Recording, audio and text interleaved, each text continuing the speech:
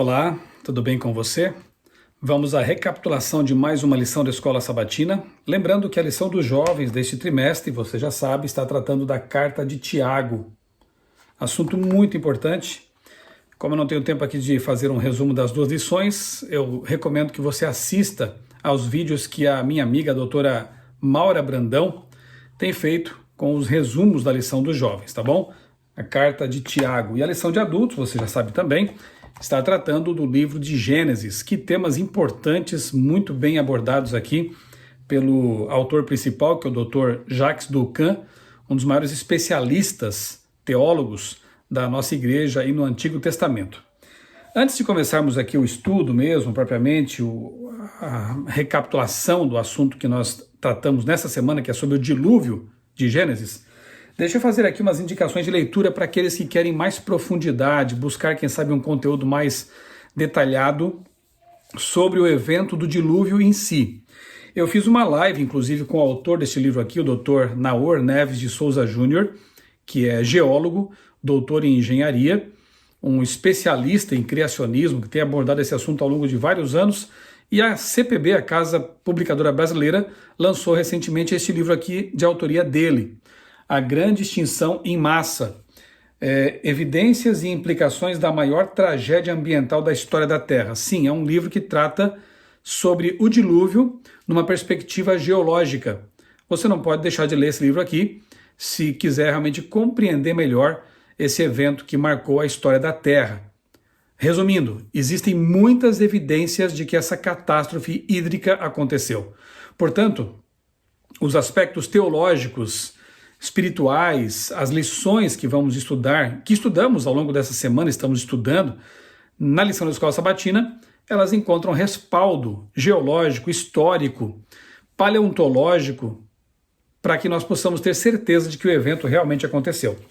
E para as crianças e adolescentes, eu quero indicar este livro aqui, de minha autoria, que é o livro Terra de Gigantes, o que aconteceu com os dinossauros. O que tem a ver isso com o dilúvio? Bom, eu vou deixar que você leia então o livro para descobrir, mas nesse livro aqui eu trato também dessa catástrofe hídrica que marcou o planeta, o dilúvio de Gênesis. E aqui eu apresento também evidências e mostro a relação que há, que pode haver e que certamente há, entre a extinção dos dinossauros e o dilúvio de Gênesis. Ambos os livros, tanto do Dr. Naor quanto o meu, são da CPB, Casa Publicadora Brasileira, cpb.com.br, você pode adquiri-los ali no site, inclusive com frete grátis. No meu canal no YouTube, aqui no meu canal no YouTube você tem conteúdos que têm relação com esses dois livros. Eu fiz uma live com o Dr. Naor, falando sobre o Grande Extinção em Massa, e tenho também alguns vídeos, se você colocar no buscador ali, Terra de Gigantes, você vai encontrar então palestras, vídeos em que eu falo sobre o dilúvio e os dinossauros. A lição dessa semana, o dilúvio, tem como verso principal aqui, o verso para memorizar, aquele clássico de Mateus 24:37, em que Jesus disse: assim como foi nos dias de Noé, assim será também a vinda do Filho do Homem. O que aconteceu nos tempos de Noé, ou nos tempos que antecederam o dilúvio, e que, de novo, está acontecendo em nosso tempo, antes da volta de Jesus? Bom, quando você lê, por exemplo, Patriarcas e Profetas, de Ellen White, fica aqui uma dica para você também como tarefa de casa, ler ali o capítulo O Dilúvio. No livro Patriarcas e Profetas, você perceberá aqui, aquele povo antediluviano desprezava a lei de Deus, eles pisavam a lei de Deus, os mandamentos de Deus, eles desprezavam o conceito de propriedade individual, eles roubavam, tomavam posse, eles desprezavam o conceito de casamento bíblico. A poligamia, por exemplo, estava ali disseminada, e outras perversões também que deturpam o casamento criado por Deus lá no Gênesis, lá no Éden, o casamento bíblico. Eram violentos, eram perversos. Tanto é que quando Deus traz a destruição pelo dilúvio, ele o faz porque não havia mais solução realmente para a humanidade. As coisas haviam chegado a um ponto que não tinha mais o que ser feito por eles. Embora Noé tenha pregado 120 anos que a destruição viria, que Deus interviria, que eles precisavam se arrepender. Cada martelada numa tábua da arca era uma pregação viva de um juízo vindouro. E eles desprezaram tudo isso. Um detalhe interessante é que Noé e seus filhos não construíram a arca sozinhos, certamente contrataram pessoas. Noé ele empenhou toda a sua riqueza na construção desse projeto, a arca de Noé. Muitas pessoas que ajudaram na construção, todas na verdade, né, com exceção da família de Noé, acabaram não entrando na arca. Isso é um lembrete também para aqueles que hoje trabalham na obra de Deus, na causa de Deus. Estar na igreja, trabalhar na obra de Deus não é sinônimo direto de salvação garantida. Infelizmente, muitas pessoas que trabalham na arca, quando a chuva, quando a destruição vier, estarão fora dela. Mas nós precisamos estar em Cristo, trabalhando na obra de Cristo. Aí sim, nós temos a salvação garantida. Tudo isso acontece de novo em nosso tempo e muito mais coisas, muitos sinais, mostrando que realmente, mais uma vez, Deus vai intervir. O juízo de Deus virá sobre este mundo, e não mais agora com água. Deus prometeu que não faria mais isso. Mas a destruição virá, no fim de tudo, com fogo. E Deus vai recriar a terra. O dilúvio foi, de certa forma, também uma oportunidade de recriação, de recomeço, como nós veremos, então, na lição desta semana. Domingo, preparação para o dilúvio. Aqui nós vemos que a palavra hebraica para arca é tevá, a mesma palavra que é usada para descrever ali o cesto no qual Joquebede salvou o seu filho Moisés. Então ele foi protegido, foi guardado, foi salvo num cesto, numa pequena arca, cuja palavra hebraica é tevá. Então a arca foi feita para proteção realmente. Eu quero mostrar para você aqui agora, eu não sei nem se vai caber aqui na nossa tela, nosso vídeo, uma réplica da Arca de Noé. Aqui está. Deixa eu me afastar um pouquinho para ver se você consegue ter uma perspectiva melhor aqui. Olha só. Isso aqui é produção da Sociedade Criacionista Brasileira.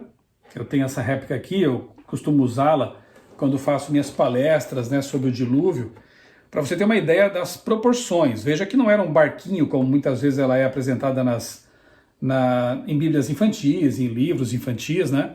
Era realmente uma arca, uma tevá, feita para proteger. Ela tinha aqui uma porta, né, por onde entraram os animais e a família de Noé, lembrando que foram 7 casais, macho e fêmea, de animais limpos, depois vamos entender por que essa categorização, essa classificação, e um par, um macho e uma fêmea, de animais não limpos. O que quer dizer esse limpo e não limpo? Já vamos explicar isso.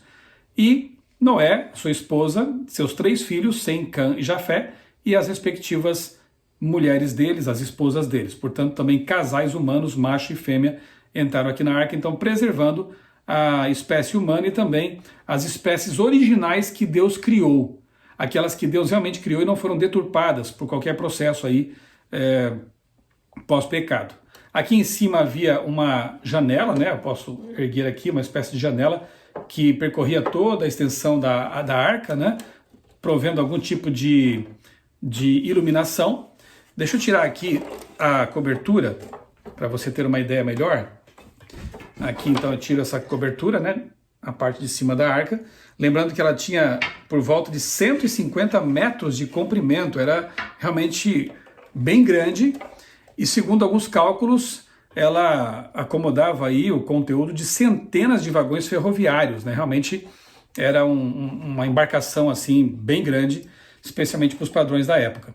E aqui nós vemos então os 3 andares, né? Os 3 pisos da arca, ali rampas de acesso de um piso para o outro, certamente devia haver. E claro que havia também as jaulas, os compartimentos para isolar os animais aqui dentro, né? O projeto foi dado por Deus, não foi da cabeça de Noé. E hoje se sabe que engenheiros, né, navais sabem que as proporções da arca eram as ideais para ela suportar ondas de muitos metros de altura, verdadeiros tsunamis. Porque o dilúvio não foi assim como você colocar uma tampinha numa pia, né, e a água vai subindo aos poucos, tranquilamente. Não, a coisa foi muito catastrófica. Certamente houve terremotos, muitos derrames de material vulcânico no planeta, coisa que não acontece mais hoje com essas proporções, nessa dimensão toda. Fossilização de muitos seres que foram sepultados debaixo de grandes quantidades de sedimentos e lama. e as evidências estão aí para provar que isso é um fato, né? Atrás de mim aqui, ó, olha ali, tem um fóssil, tá vendo aqui o meu dedo apontando? Tem um fóssil ali de um bicho preguiça gigante, tinha lá os seus 4 metros de altura, eu ganhei isso aqui de um pesquisador lá no Pernambuco. Então aqui eu tenho um fóssil de um peixe marinho, deixa eu mostrar aqui para você pertinho, dá para ver até a textura aqui, ó, as escamas, né?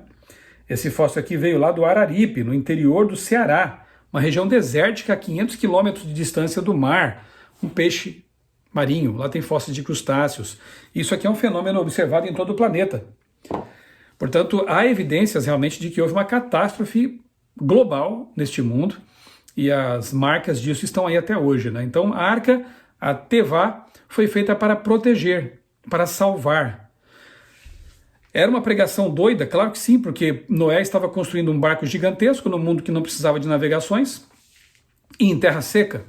Então era uma loucura pregar esse tipo de coisa, tanto quanto é, para alguns, loucura dizer que Jesus voltará a segunda vez em glória e majestade.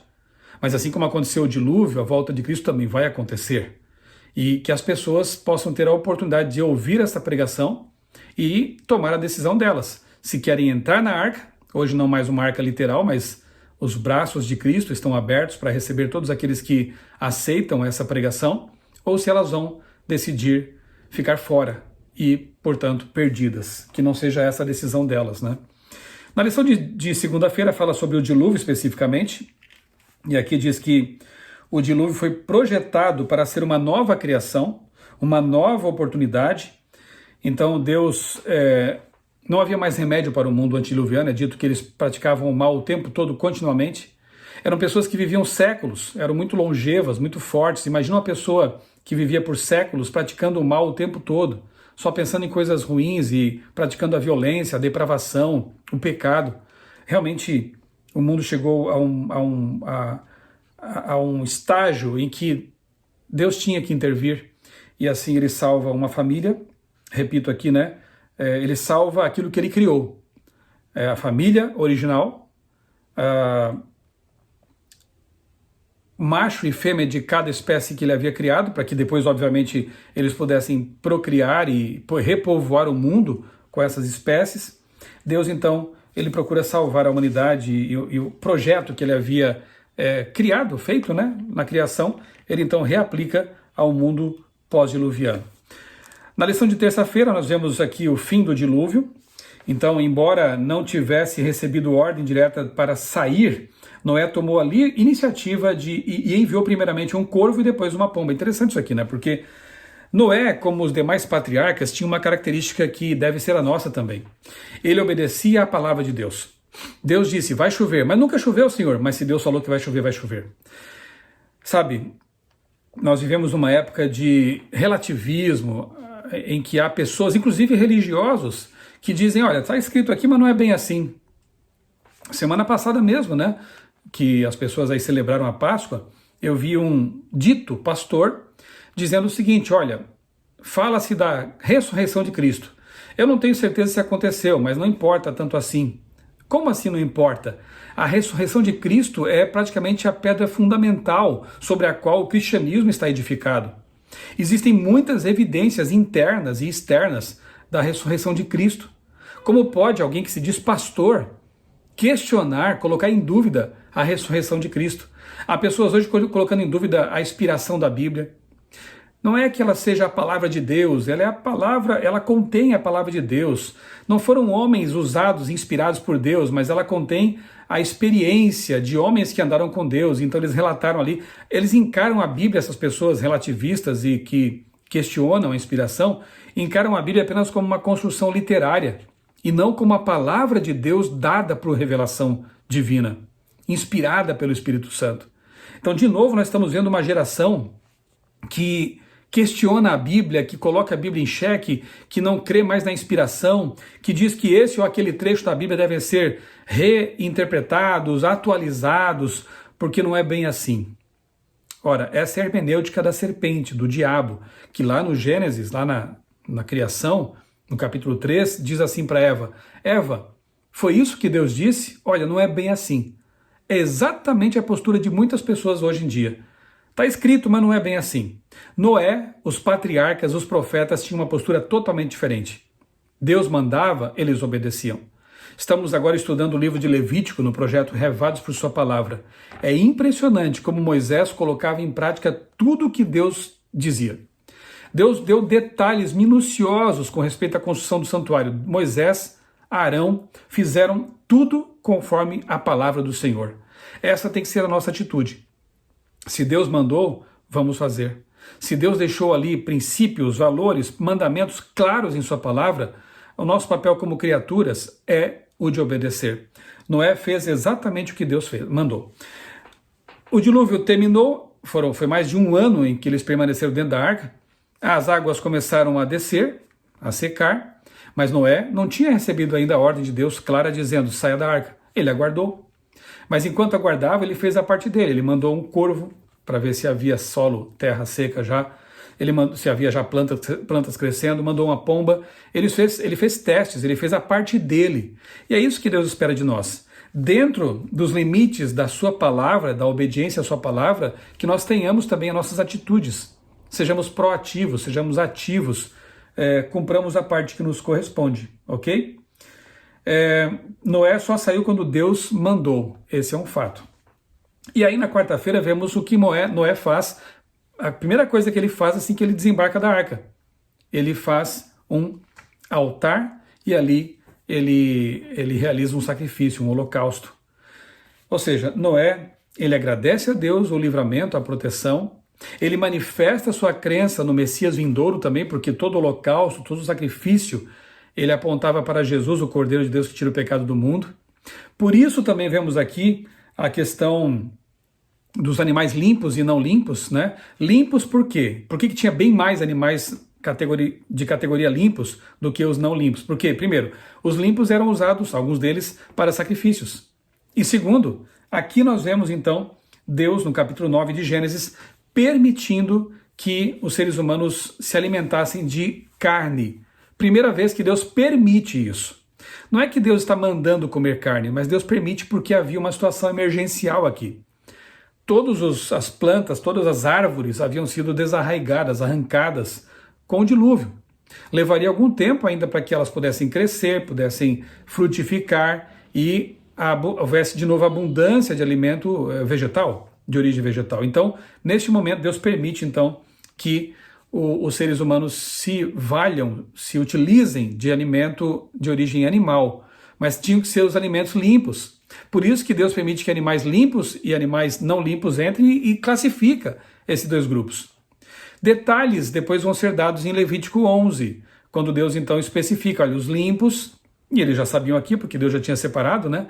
Quais são os animais que podem ser comidos dos terrestres? Segundo Levítico 11, animais que ruminam e têm uma pata, a unha fendida, né? Não são cascos, mas são fendidas e ruminam, como é o caso do boi, da vaca, dos cordeiros, né? O porco não, ele tem a unha fendida, mas não rumina. Cavalo rumina, mas não tem unha fendida, tem casco, então não pode comer. Porco é classificado na Bíblia como imundo. Do mar tem que ter escamas e barbatanas, então escamas e nadadeiras. Peixes que tenham pele ou couro estão fora dessa classificação. Crustáceos que não se encaixam em nenhuma nem outra classificação estão fora também, frutos do mar. Então a Bíblia é clara em dizer quais animais Deus permite e quais Ele não permite para a alimentação humana. E essa permissão começa aqui, por uma questão emergencial. Eu costumo dizer o seguinte, que nós estamos em caminhada para o céu, correto? E no Éden não havia carne para alimento. Você não podia fazer um churrasco no Éden porque era inconcebível pensar em matar outro ser para poder se alimentar dele. Não havia morte antes do pecado. E no céu, na nova terra, de novo não vai haver mais morte, nem dor, nem sofrimento. Então ali não comeremos mais animais. Por que não começar aqui nos preparar para isso, né? Eu faz 30 anos que não uso animais na minha dieta. Eu sou vegetariano, como a minha família também é, e eu posso atestar as bênçãos dessa dieta, em termos de saúde, em termos de cuidado com os animais, desse amor e respeito que temos que ter para com os animais. É óbvio que nós não condenamos as pessoas que usam carne em sua dieta. Inclusive, há lugares no mundo em que a escassez de alimento é tanta que falar disso até não faz nem sentido, claro. Mas se vivemos num país e em condições que nos favorecem ter uma dieta vegetariana, por que não fazer isso? Por que não buscar o que é mais saudável e que já está nos preparando para um novo mundo em que não mais usaremos alimentos de origem animal, né? Então aqui está a história. Aliança parte 1. Na lição de quinta-feira, nós temos então a Aliança parte 2. E aqui a lição de novo fala sobre a chance de um recomeço. Deus ele fortalece, restabelece a sua aliança com a humanidade. Fala de proteção, de um novo mundo que virá. E estabelece como sinal dessa aliança no céu o arco-íris, uma novidade no mundo que agora tinha chuva, gotículas de água caindo, então num efeito prismático com a luz do sol, formando essa coisa lindíssima que é o arco do concerto. Esse fenômeno óptico, tão bem estudado por Isaac Newton, por exemplo, né, quando ele ali usa prismas de vidro para fazer a decomposição da luz. A luz que vem do sol, ela traz todos esses comprimentos de onda juntos, então a luz é branca, mas quando ela passa por um elemento ali óptico que faz a decomposição, ela aparece, ela explode, né, com esses comprimentos de ondas diferenciados que formam as cores. E é um fenômeno lindíssimo. Era para a humanidade, toda vez que olhasse para o céu e visse o arco do concerto, se lembrar da promessa de Deus, de que não mais haveria uma destruição por água. Aqui eu faço um pequeno parênteses. Há pessoas que creem que o dilúvio aconteceu, mas que teria sido só ali naquela região onde viviam Noé e sua família. Bem, não faria sentido Deus mandar que Noé gastasse décadas construindo uma grande embarcação, uma arca, sendo que ele poderia só dizer assim: Noé, eu vou inundar essa região, você então pega a sua família. Os animais nem precisavam ter sido deslocados, porque eles viviam em outras regiões que não seriam inundadas. Pega a sua família e migra para outra região, porque eu vou inundar esta região. Não faz sentido. E outra coisa, enchentes locais acontecem todo o tempo no mundo, desde os tempos do dilúvio até hoje. É uma marca, infelizmente, deste mundo de pecado. Inundações, enchentes, tragédias desse tipo. Então, o arco aparece, enchentes locais continuam acontecendo, Deus é mentiroso nesse caso? Não, porque a inundação, dilúvio, foi global, foi universal. E há muitas evidências disso. No meu livro História da Vida, que está ali na estante, tem um capítulo só sobre o dilúvio. E eu apresento ali dezenas de evidências de que esse evento foi global, não foi localizado. Portanto, o arco do concerto não fala de um Deus mentiroso, mas de um Deus que empenhou sua palavra, de que não haveria mais um dilúvio global, não inundações locais. Então é o arco da aliança. Infelizmente, a lição inclusive compara aqui o arco com o sábado, porque assim como o sábado também é um sinal da aliança e um sinal da criação, memorial da criação, o arco-íris é um sinal da aliança e da recriação pós-dilúvio, da nova oportunidade que Deus oferece. Assim como o diabo deturpou o sábado, fazendo com que poderes humanos mudassem o sábado para o domingo e perdesse essa sua característica de comemoração da criação e do poder de Deus, o diabo também, infelizmente, deturpou o símbolo do arco-íris, sendo assim usurpado por outros movimentos, outras ideologias, e perdendo, nesse caso, para essas pessoas, o aspecto da aliança de Deus com a humanidade. O arco do concerto nos faz pensar em duas coisas, passado e futuro, uma no passado e uma no futuro. Passado, a destruição, o juízo de Deus pelo dilúvio e a graça dele manifestada oferecendo proteção por meio de uma arca, por meio da promessa. E aponta para o futuro. Lembra que quando a volta de Cristo é descrita na Bíblia, é dito no Apocalipse, por exemplo, que o trono de Cristo terá o arco-íris rodeando, né, ali em volta, né, é o símbolo da aliança. Então, o arco do concerto, melhor dizendo, melhor do que arco-íris, o arco do concerto, ele aponta para o passado, um evento ocorrido no passado, um juízo de Deus, e nos faz pensar no futuro também. Lembrando as palavras de Cristo em Mateus, que assim como foi nos tempos de Noé, será de novo nos tempos que antecedem a volta dele, a volta de Jesus. Então o arco do concerto aponta para o passado nesse sentido e para o futuro, ao nos fazer pensar que um dia Deus de novo intervirá. Um dia Deus de novo virá com juízo, mas a graça está oferecida, a arca, os braços de Cristo estão abertos, ainda aguardando aqueles que aceitarem o plano de Deus. Que essa lição nos faça pensar seriamente em como estamos vivendo. Assim como o mundo antediluviano foi condenado e alguns foram salvos, o mundo em que vivemos um dia será condenado e alguns serão salvos. Que estejamos no grupo dos salvos e que proclamemos essa verdade enquanto ainda há tempo. Vamos orar? Amado Deus, bondoso Pai, muito obrigado, Senhor, porque em Tua palavra encontramos advertência, encontramos o Teu convite para a nossa salvação. Que assim como Noé e sua família foram fiéis à Tua palavra e às Tuas promessas, possamos nós também ser fiéis à Tua palavra e às Tuas promessas. Que como Noé, possamos pregar com coragem, ainda que debaixo de deboche, de humilhação e perseguição, possamos pregar sim, que Cristo vai voltar em breve e que nós precisamos estar preparados para esse grande evento. Dá-nos, ó Deus, a Tua paz e a certeza da salvação é o que pedimos agradecidos em nome de Jesus. Amém. Deus abençoe grandemente a sua vida, a sua família e que possamos estar preparados para a breve volta de Jesus.